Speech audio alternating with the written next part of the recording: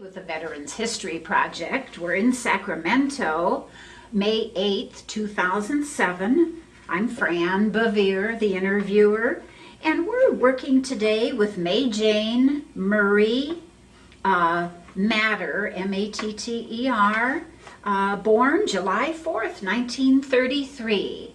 And I see, MaeJane, that you were born in Lewiston, Pennsylvania.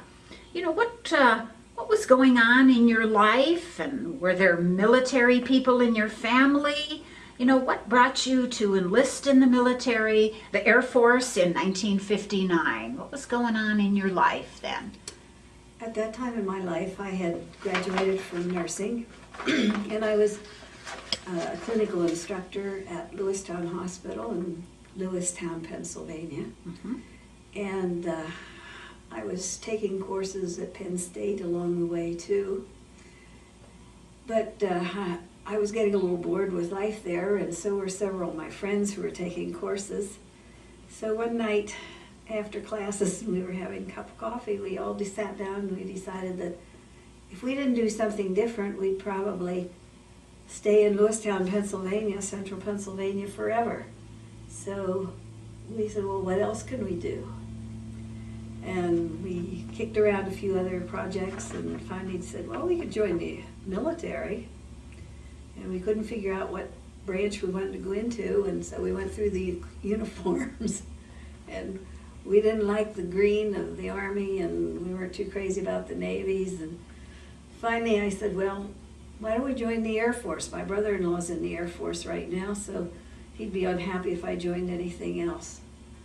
So that was our decision. We decided to join the Air Force. And the recruiters were very happy to get three nurses at one time. And we raised our right hand in Philadelphia, Pennsylvania. And that's significant, especially for a 4th of July baby. And raised our right hand, and I think that was about September, and then we went in, I believe it was around the 29th of October of '59. We went to our first assignment, but we had made the provision that we would all go to the first assignment together. And I had a car, and the other friend, Charlotte Huffman, had a car. So she drove her car, and I took mine, and Lentha Varner went with me. So there were the three of us, Charlotte Huffman, Lentha Varner, and myself. And we headed to Gunter Air Force Base down in Alabama, where all the recruits for the medical group, the doctors, the dentists, the optometrists, veterinarians, we all met there, and they tried to make us into true airmen in 6 weeks. I don't know how good that worked out. It was funny because we just never could figure our right from our left for marching. And we, after 6 weeks of partying and then finally getting us into a uniform that looked half decent, we were dispersed to our different bases. And the three of us went to Turner Air Force Base in Albany, Georgia. And it was an old cantonment style house or building, so off the main ramp were many small buildings extending from it. And it was not insulated at all. We'd have little mice holes coming up through the floor and lots of cockroaches in it, and it was a very interesting building, but very active. It was a very active base with B-52s, which were very active at that time and very important at that time. Mm-hmm. So we spent, the one gal, Charlotte Huffman, met her husband there and married pretty quickly, and they adopted a child, so she was forced out of the military. At that time, if you were in the military and had a child or married a man with a child or anything, a woman was forced out of the military. And then Lentha Varner and I stayed there for quite a while. I eventually married a couple years later and had an assignment to go to Japan, and I was so thrilled, and so was my husband. But he was a radar navigator and more important than I was, so I had to stay at that base until they closed it, which was in '67. My other friend, Lethal Varner, was transferred a couple years earlier, and she went to England. But I stayed there till '67 with him, working the wards and doing whatever. And it was an interesting assignment. Eventually it was, you got used to Albany, Georgia, Albany as we called it, because there wasn't much in Albany, Georgia at that time. So you were in Japan till '67? No, I was in Turner At Turner, till okay. '67. Okay. And then then I was transferred to, I guess I came to Mather at that time in '67. Did you go to Japan? Did I misunderstand? I never went. One of your friends went to Japan. One of my friends went to England. Right. So I and the other misunderstood. one retired, Okay, or got out, was forced out of the service. Okay, because of the child. Okay, I misunderstood. Okay. I know what you're talking about. I had an assignment to go to Japan, Right. and they canceled it. Oh, that's what I missed. I Okay. canceled it. I was so new in the military, I just picked up the telephone, called the Pentagon, and asked for the nurse in charge of assignments. And at that time in the military, you could really get hold of somebody. And I got hold of this colonel who told me very quickly that, Lieutenant, you're there till he leaves, and hung up the phone on me. It was that quick. So you were linked then, your military career was linked to what your husband's At assignment. that time. And during that period of time then. Because he was a radar navigator, and they were very critical Okay. flying to Vietnam at that time frame. That would have been the early 60s? Early 60s, So even though it sounds like your mid 60s. military achievement, you were a higher rank.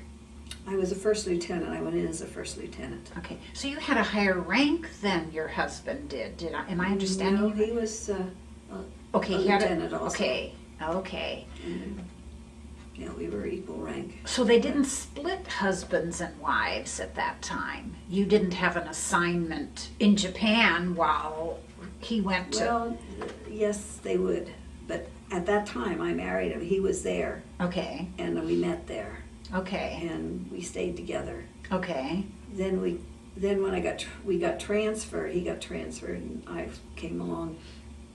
I was transferred out here too to Mather, and he was too. Okay. B-52s, Okay, and I was a nurse out here, okay, and I was a captain by then, and so was he. And we were only here, not even 2 years. Mm-hmm. And he got an assignment in F-111s, pipeline to Southeast Asia. Mm-hmm. So I applied to go to Southeast Asia, and got an assignment in Udon, Thailand. Mm-hmm. And his assignment was canceled because they grounded all the F-111s. So I went to Udon, and he volunteered for a forward air controller, and they sent him to Nakhon Phanom. And he followed me by about 6-8 weeks, something like that. So we spent our year in Southeast Asia, and that was a very interesting year. Udon was very, very busy. There were a lot of casualties from Laos, the war that wasn't supposed to be known about, but it was. And we had a lot of Laotian casualties, and children from Laos, which was rather sad, the children. In that one little child I can remember very vividly, we had to take care of her. She was very, very ill, and some of the men who were fighting over there knew who the mother was, but the mother refused to come be with the child. And I don't think they'd even named the child yet, even though she was about 2 years old. And finally, we had a prince there who had been hurt in the war, one of the Laotian princes from a small principality, Wang, and he sent word back that they would bring that woman over and take care of this child. But she didn't want to come, and she didn't want to stay with the child, but she came because she was forced to. But I understand at that time they didn't name their children until they were about 2 or so because they didn't figure they'd live. And so it's those things were kind of sad. Mm-hmm. And one other woman that was stood out while we were over there, a Laotian, she had a worm in her spinal column. And I believe we finally sent her out because there was nothing we could do about it. It was very sad. It was working its way up to her brain. But An actual parasite and not like a virus? no, it was a Parasite. They said it was parasite. Because I've heard about people in the Peace Corps in South America lean up against the wall or walk barefoot. Not a good idea. Not a good The idea, parasites could enter the body just. Yeah, just getting against it. Yeah. Oh, that would be. So it was an very interesting assignment. Saw a lot of casualties, and we were very busy. We had a nurse come from Cameron Bay, and she said we were a lot busier than they were over there. Mm-hmm. What year? Do you remember This what was, year that was? This was 69, 70. We were very busy. Mm-hmm. Then, when we came back, we both worked hard to try to get established together. And I got an assignment for Florida, and he got one for New Mexico. So then we had to go back to the drawing board and work with the assignment people, and we finally did get stationed together in Clovis, New Mexico. I've been to Clovis. Close your eyes and you're through it. Yeah. But to And get it together, was, to get an assignment together. It was worth it, yeah, it was worth it. And we really liked Clovis once we got there and got settled in. It was a very nice little town. People were very friendly. You know, you got to know everybody. It was a good town. Mm-hmm. And that was a good assignment, but it didn't last very long, about 2 years. And my husband then was flying F-111s. When he was in Southeast Asia, he was flying forward air controller. A small airplane. And so we spent a couple years there too, and he got an assignment to England in F-111s, and I couldn't get an assignment for about another 6 months. So I stayed in Clovis till I got my assignment, and then I followed him over to Upper Hayford, England. Did you know when you signed up for the Air Force in 1959, did you have any idea of the complexity of your military life if you had opted to get married and then stay married in the military? Did you know that was what, because this does sound complex. Well, I never even really thought about it because I didn't think about getting married. But at that time frame, there were very few married women. Mm-hmm. And they didn't look very friendly upon married women. Mm-hmm. And many times we got the worst assignments because the chief nurses or the charge nurses did not like the married woman. They throw it up that you got good assignments because of being married. Well, I used to tell them, look where I am here in Albany, Georgia. Tell me of a better place. Or Clovis, New Mexico. New Mexico. From a lot of people's views, yeah. Yeah. What kind of a deal? Or the fact that you couldn't go at all. Mhm. Like you, it sounded like you wanted to go to Japan, Oh, but I did. I wanted to go so bad. you didn't get to go. Didn't get to go. Yeah. And so did he. He wanted to go too. He thought that was wonderful. Mm-hmm. But they couldn't use the radar navigator there, so Mm-hmm. he'd have done probably most anything else if they had given him a chance, but they didn't. There was a lot of discrimination at that time frame too in the military. Against women? Yeah. You know, they didn't, we couldn't be a regular officer. We couldn't get married. If we got married and there was housing on base in the nurses' quarters, the husband could move off base into housing. But we couldn't. They'd take our housing allowance from us if we moved off base. Oh, you couldn't have known that ahead of time. We didn't. And the first girlfriend who got married, they fought it. And she eventually did get her housing allowance because they fought it so violently, and a number of other people did too. But it looks like you were you yourself were determined. Since you re-enlisted, you're a 30-year person, if I'm reading right here, 30 Yeah. years. Mhm. You must have gone, I'm a gal from Lewiston, Pennsylvania. I'm determined to make this work as a married woman. Were there any times that you said, I'm out of here, I'm not re-enlisting? Well, we don't re-enlist as such, you know. Oh, okay. The officers don't. Okay. But after you've done your first commitment and you say, Okay. yeah, I'll stay on, then you're pretty much in, as long as you make promotions. Okay. If you don't make your promotion after 2 or 3 tries, Mm-hmm. then you're out of the military. Oh, okay. But, What kind of things would prevent a woman from making those promotions? Well, sometimes if you're a poor worker or, you know, don't show up for work or have a drinking problem or a drug problem. We didn't have much of a drug problem back in those days, the early days, but drinking problems could be a problem.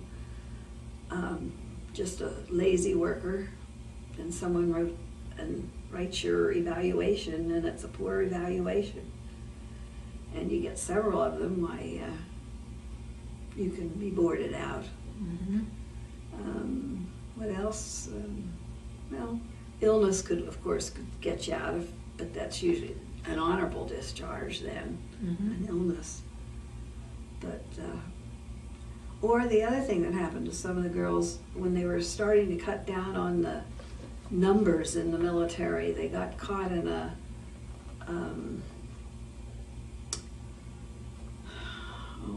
they got caught where they hadn't quite made a promotion and they got just were put out of the military.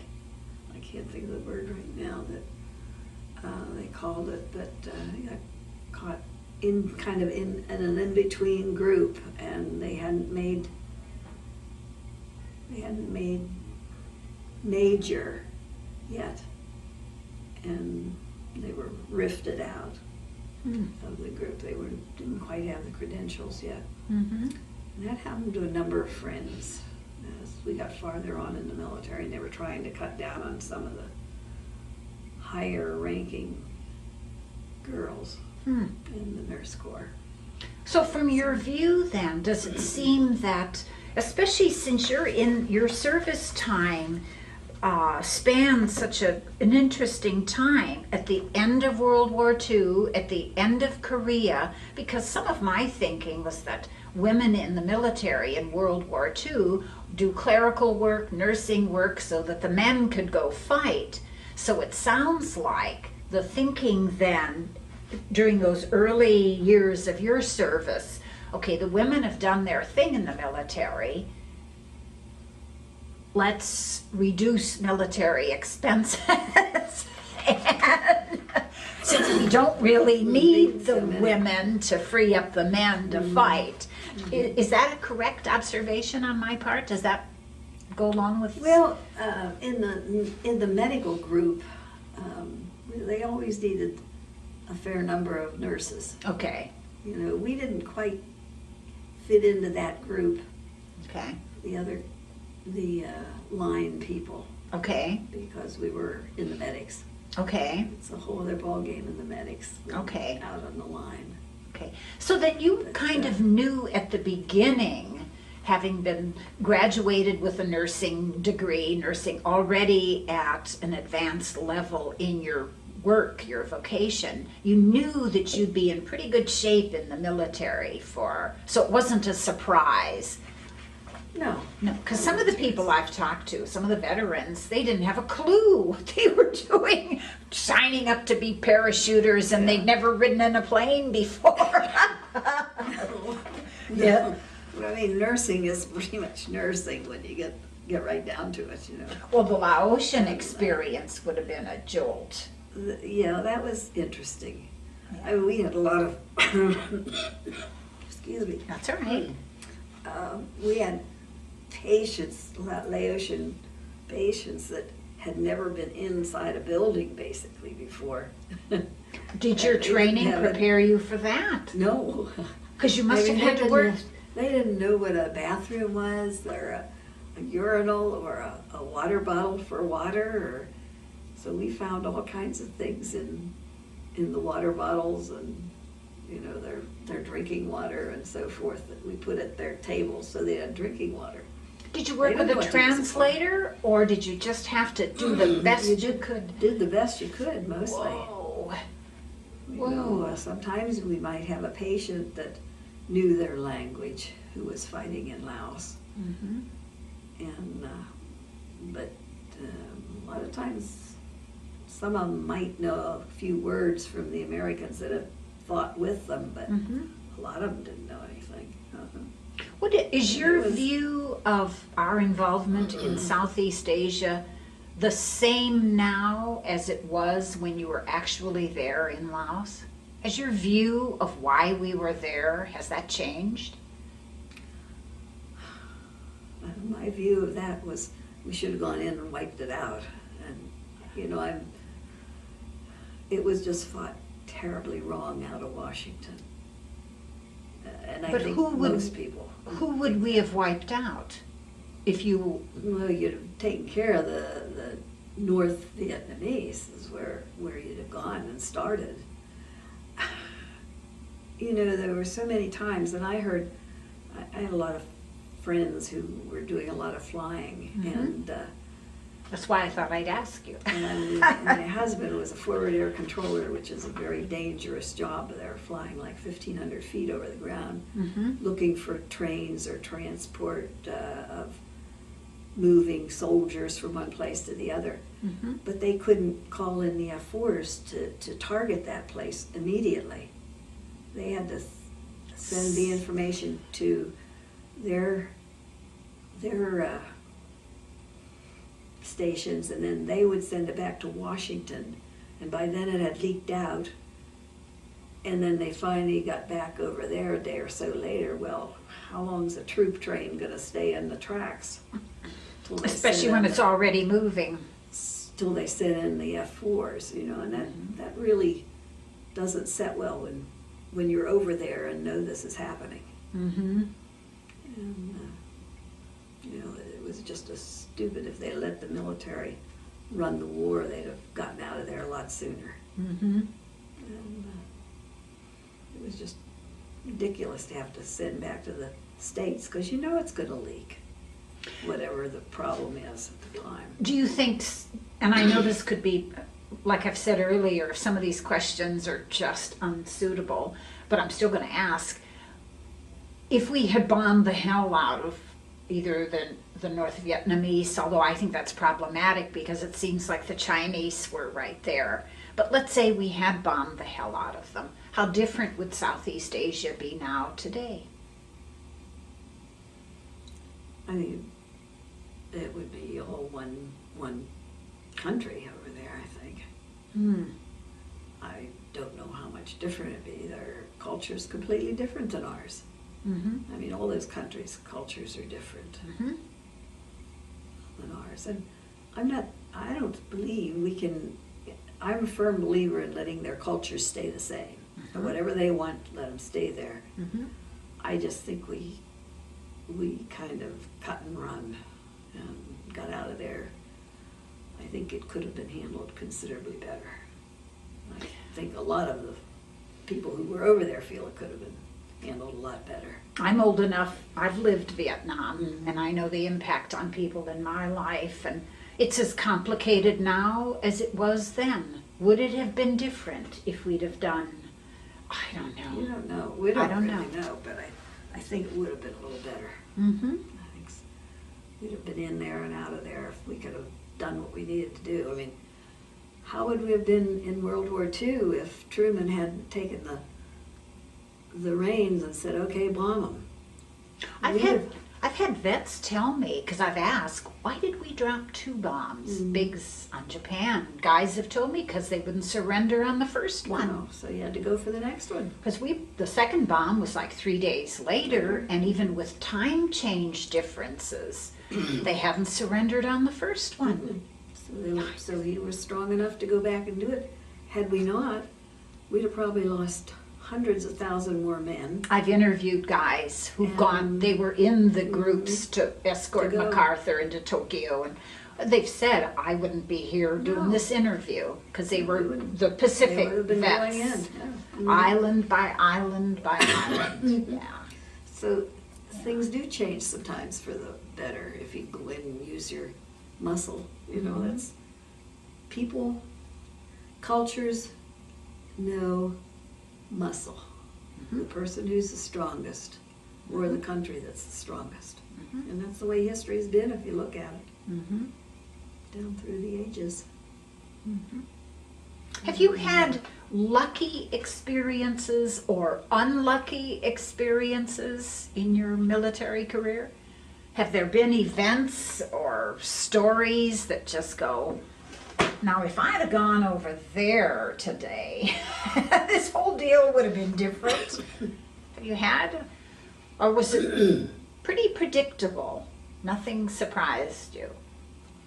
Well, yeah, I did when I was in England, but I was still doing general duty nursing, or generally I was a charge nurse or whatever,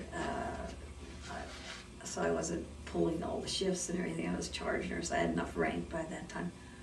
But one day, a brochure came around and it said, is anyone interested in being a nurse practitioner?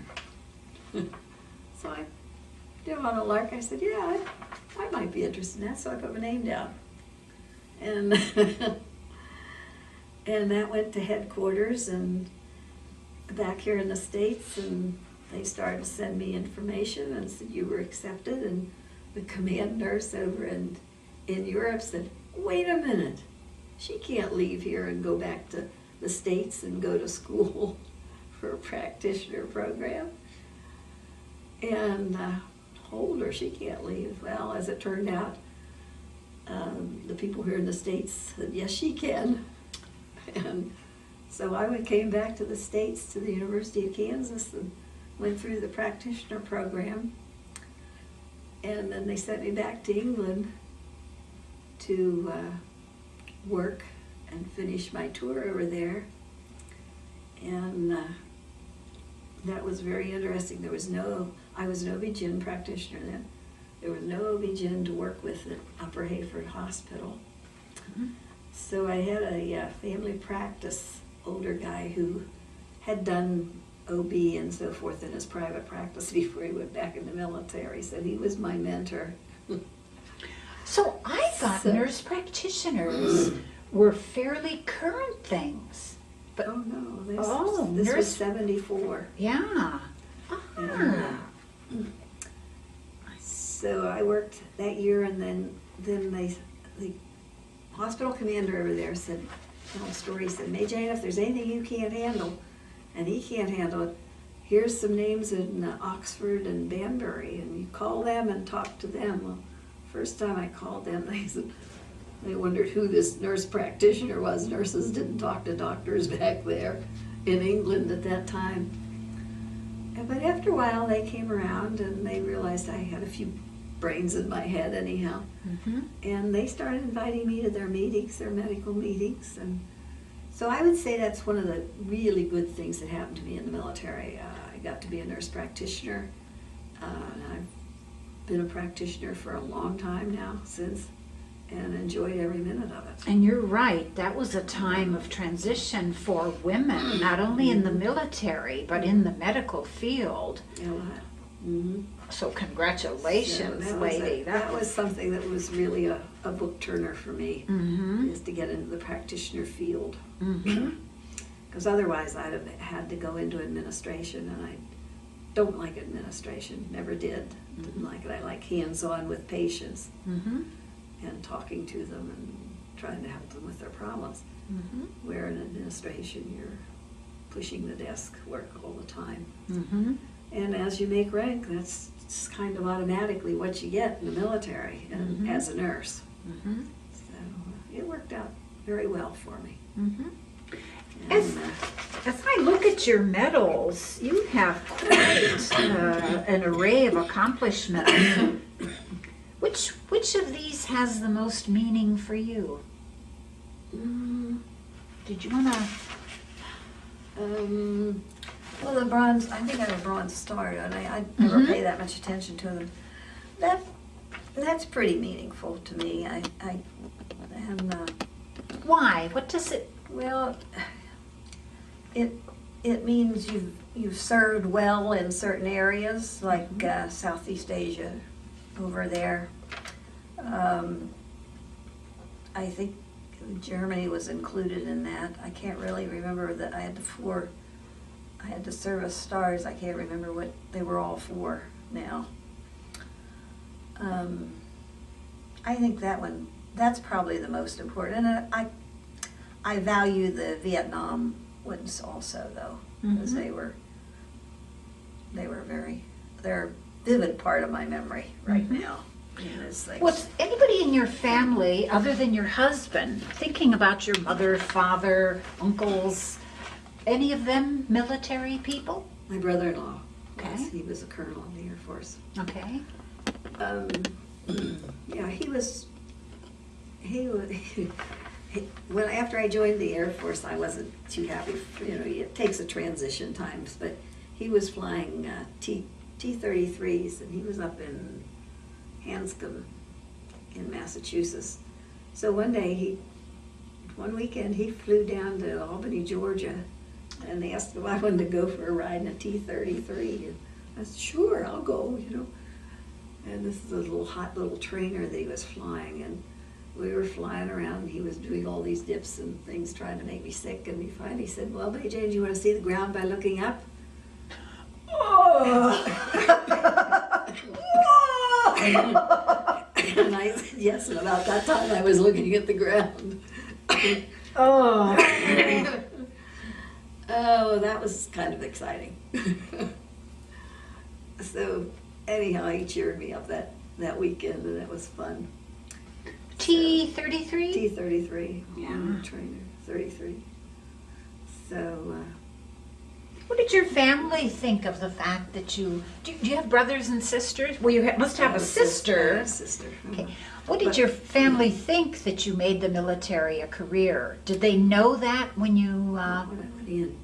When I first announced I was going to do this, my dad was all for it. He said, get out of here, MaeJane, go get out of central Pennsylvania, or you're going to be here forever.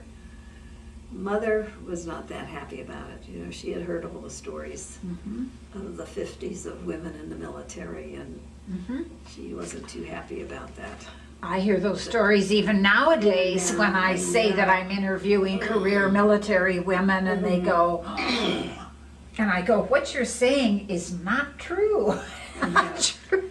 And my friends, many of my friends were like that too. What are you going to do that for, MaeJane? You don't join the military. You know what those ladies are like, women are like. And I don't. Nurse is a nurse, just like school teachers.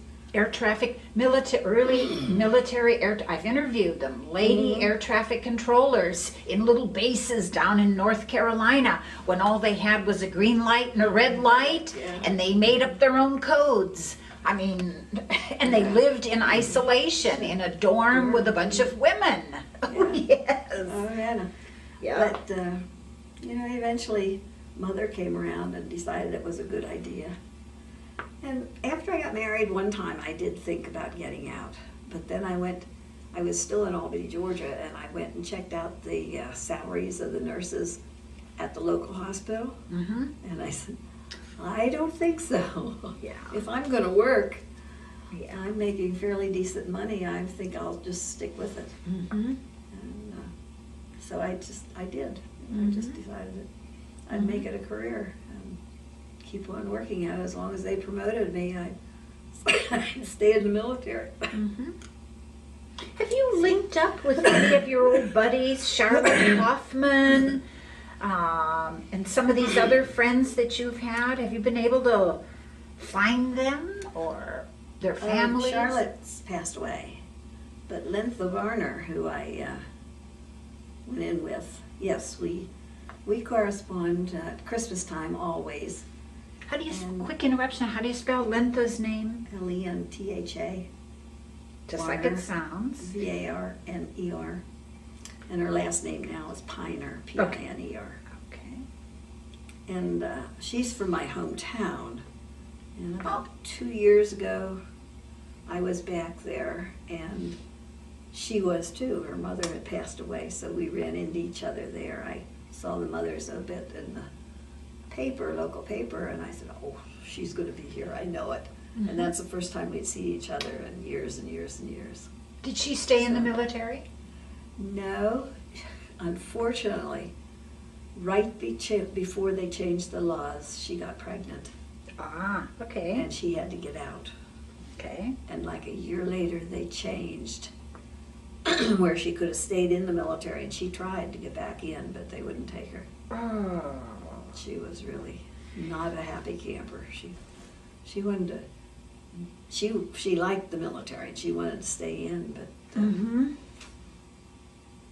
And let me see if I've got Charlotte's last name spelled, or first name, Charlotte, Huffman, Hoffman, Hoff. O-F. Okay, I did the U, Huffman. And then you mentioned that she had passed away. Do you know if she had a lengthy military life? Do you know what? Well, she was only in about 2 years till she got married, Oh, that's right, that's right. Okay, and they adopted the child. that's right. Now, her husband did retire from the military.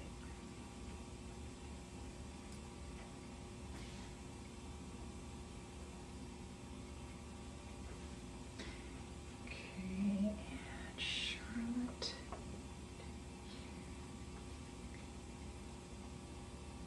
What advice would you give other young nursing women? Would you recommend that they explore military nursing careers? Well, the military's changed so much since I was in it. Years ago, I would have said absolutely yes, get in it. Today, I don't know. I don't know whether I would advise them. I think it would be worth a try, see whether you like it or not, because there's a lot of good sides to the military. And you meet a lot of people, and yes, you do get to do some traveling, and that's ideal. I've been to many, many places. Some of the people that I've interviewed on this project, that's both men and women, they had opportunities available with the military that otherwise were not available. People who married their partners somewhere around the world and consequently were able to live in these other places. GI Bill was available. So not only was the experience better for the vet, but for the children of the vets. State-of-the-art technology. Yeah, most of the newer hospitals are up to date, you know, and you get to work with all types of people. And, you know, some of the places overseas aren't maybe the fanciest hospitals in the world, but, you know, it's an interesting experience. Think about your own Laotian experience. Well, Germany was interesting, working in that old German hospital. with the tunnels underneath it and everything. I mean, it was fascinating. Tell us about that. Tell us. What did you do? Because I see here in your notes that you were in Germany. Tell us about that Germany experience. Well, I was over there in Germany, you know, and the Wiesbaden Hospital was the old hospital that Hitler had during the war. And it was a big brick, thick walled. I mean, the walls were that thick in the hospital. And very large hospital, and underneath it there were tunnels all over the place. Some people say there's tunnels from that hospital to the railroad station. I never could find them when I was exploring down the tunnels. I could find the tunnels taking me to other buildings, but I couldn't find that one.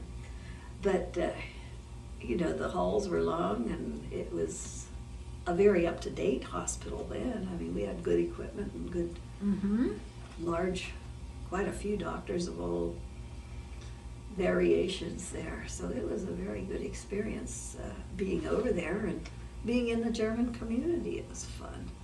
And I was over there when the prisoners from Iran came over. Oh, There. okay. And they landed and were taken care of there in Wiesbaden. And the two women that were with them, the doctor who saw them was a woman who gave them their physical. And she asked me if I would do their GYN exam, which was interesting since there were 3 other male physicians there. OB-GYN doctors, but she didn't want any of them to do it. So I got to meet these gals, and I did their GYN exam. Oh, wonderful. That was very, very interesting. They were very interesting ladies. What time? Do you remember when this was?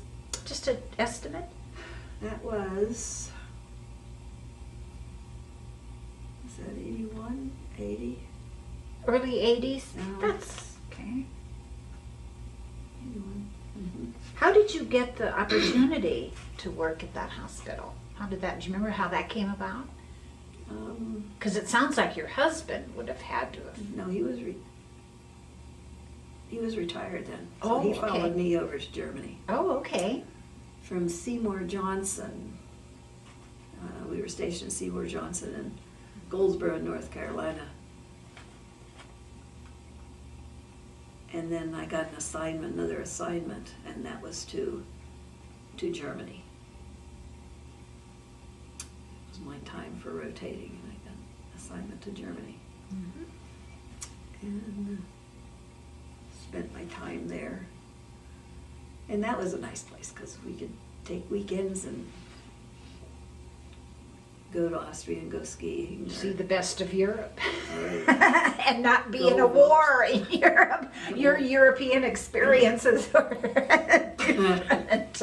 It was very nice place to be stationed, because Yeah. you could go to Belgium in a couple hours, and you could go to Austria a little longer. So by the It was very early nice. 80s, Europe had recovered significantly. Oh yeah, that was Fast. very fast. Very They fast. worked hard at that. Yes, they had.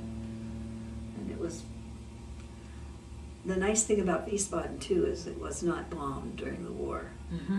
Because it was such a beautiful city. The government here decided they'd try not to bomb it if at all possible, and they didn't. But Mainz, right across the road, was pretty much leveled, right across the river. Well, there may have been things stored there that needed to be destroyed. So, Well, it was a manufacturing town and a military town, and so it was pretty much destroyed.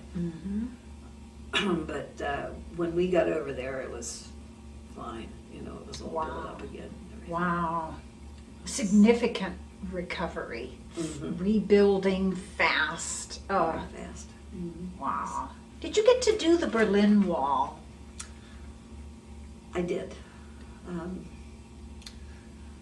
A friend of mine, my next door neighbor, and a friend of mine, a military gal friend from Spain, came up, and we went up to, I can't remember where we got on the train, but we took the train. It was before the wall went down. And we took a train through there, and that was a very interesting experience. I mean, they had mirrors under the train and above the train, and we were locked in the train, and we were winding through this. And if you looked out at the villages or anything, they were dismal, dark, miserable buildings, little villages. You didn't see anybody in the streets. I mean, it was sad to see as we were going through the country there. And then we got into Berlin. And of course, we were Sorry, that's all right. Do you need to get a cough drop or anything? No, thanks. And we got into Berlin, and since I was a colonel, we were pretty well taken care of, though. They loaded us into private cars and took us to the hotel. And so my girlfriend said, I think I'm going to travel with you all the time, MaeJane. I think this is pretty nice. But sometimes rank has its privileges. But we had a nice day, and then we went to, the other thing is we went through the border in Berlin into the East Germany, and we were allowed to do a little shopping in their stores that they said we could go into, but they were pretty sparse. I mean, plain wood tables, and not very much on them, and it was pretty sad. For a department store, it was pretty sad. But it was a good experience. And then it was the same way coming out. We were put on the trains and checked thoroughly, and under the trains and above the trains, and wound your way back out. But that was a sad experience to see the way those people lived in East Germany. It was sad. So I was glad to see that wall come down. Well, my understanding is Berlin is actually inside of Eastern Germany. So when you gave the accounting of seeing these dismal gray villages, Berlin is actually surrounded by East Germany. So you'd have to go through socialist East Germany. Yes, you do. And you drive through it, and then you get into Berlin, and you're in the American part of Berlin, or the West German part of Berlin. But then there's still the east part of Berlin too, so, at that time frame. I have a piece of the Berlin Wall. Oh, many coats of paint on this little piece of concrete. But I do, I look at that paint and I go, I think they were covering the graffiti with many layers of paint. Could be, 'cause Yeah.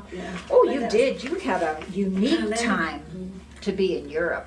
Yeah, that was very interesting. And then we were in England from 72 to 75 or 6 in Upper Hayford, England, which was close to the Cotswolds. And the hospital was very old, right beside a cow pasture. It was a very interesting Another hospital. interesting experience. You collect interesting experiences. That hospital was something else. It was just a little hospital, and anything of really serious nature was sent to Lakenheath, where they had a decent hospital. But and that location in England again was Upper Hayford. Upper. Gyford. It was about 15 miles from Oxford, and it was close to the Cotswolds. And that was 1974. Did you say? 70. Just an estimate. Yeah, let me think here.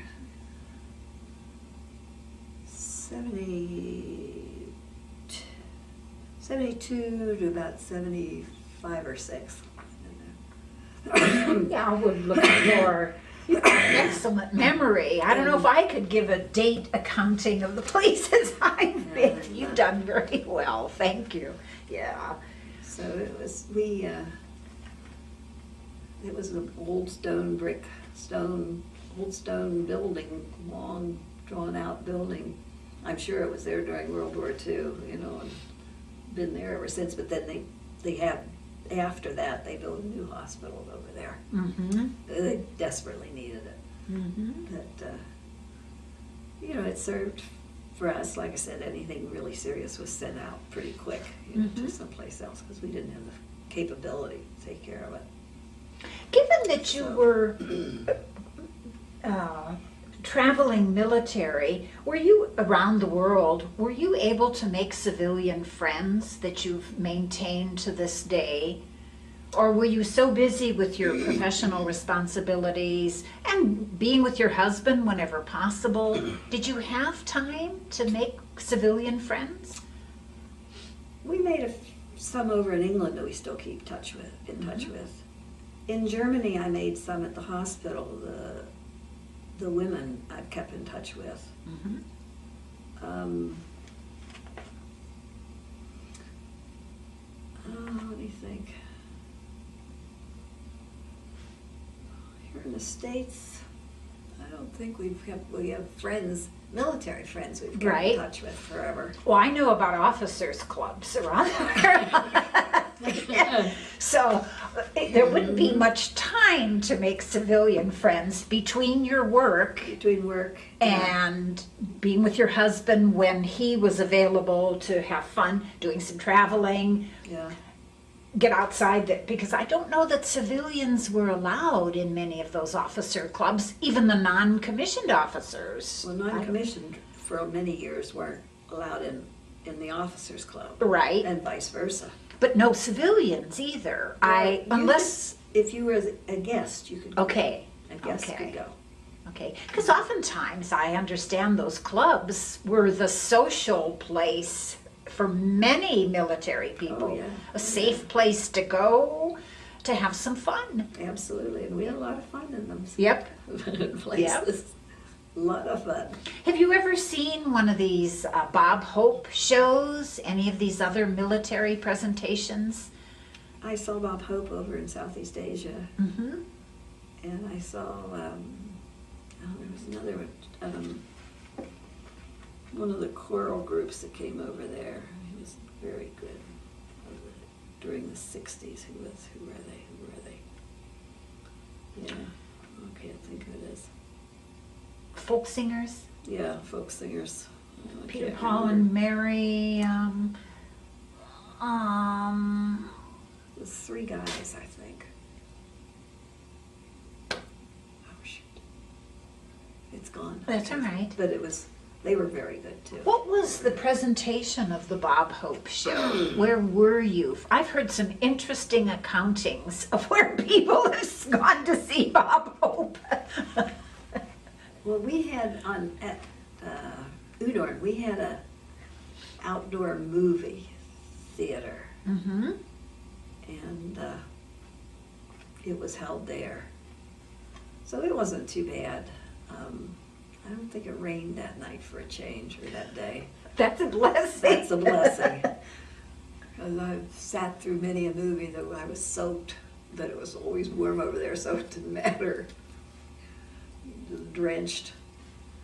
But it didn't rain that day. And so it wasn't bad. And the singers, it didn't rain, or did it? It might have rained on them, yeah. And they didn't have any cover either. They just played through it. New Christie Minstrel. That's it. Oh, pure luck. Just pure, as I'm digging into my New Christie Minstrels. Okay. That was it. They were over there. Okay. Germany, no, we didn't get any over there in that time frame. And if they did, I probably would have gone skiing or done something else anyhow. Which, yeah, if you have access and it's not fighting, it's not a military environment that can be, yeah. Yeah. And then I went to flight school too. When I was in Seymour Johnson, I went to flight school. Oh, okay. So that was got my wings. Could have been a flight nurse, but by then I was a practitioner and they wouldn't let me out of the practitioner role. But I still wanted to be a flight nurse, so I finally talked them into letting me go. Which brings me to this question in these few minutes that we have left. If you could have changed anything, is there something that's different from when you started out? Would you have rather been a pilot if you could have? Yes. Had had women been in that type of work at that time frame, yes, I Mhm. would have loved to have been a pilot. Ooh, it sounds like it. Loved to have been a pilot. Yeah. I flew a few airplanes in the military when we were in Southeast Asia. I got a chance to, because some of my husband's friends would let me fly. If they picked me up by any chance in Udor and we were flying to NKP, they'd let me fly Ooh. on those smaller airplanes. And then Yeah. a couple other times I had the opportunity to. Your dad was right. But Get out of this small town. Go do something. go do something. Yeah. Yeah. Besides flying, is there anything else that might have caught your eye now that you're on this side of your military career?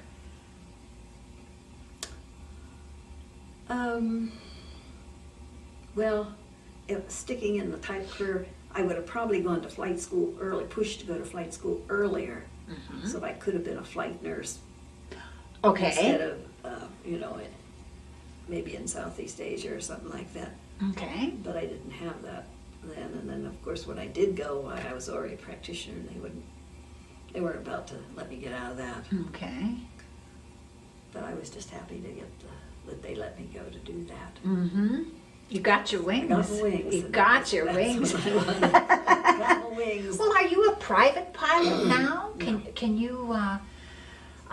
I've had the benefit of access to the private pilot world, which certainly has its constraints like Yeah. anything else, but it is glorious. I would think so. It is glorious.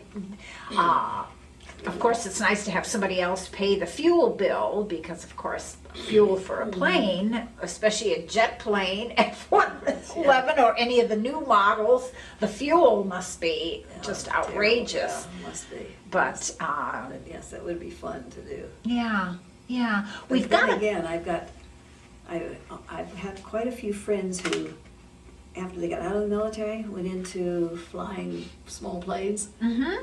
for corporations or whatever, and probably 3 of them crashed and killed themselves. Ooh.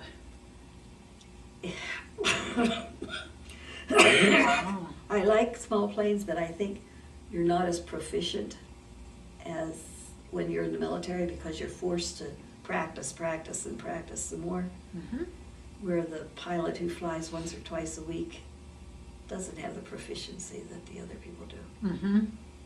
So I'm better staying on the ground. Because it does usually turn out to be pilot error Mm-hmm. rather than mechanical problems on the plane. Yeah. Right.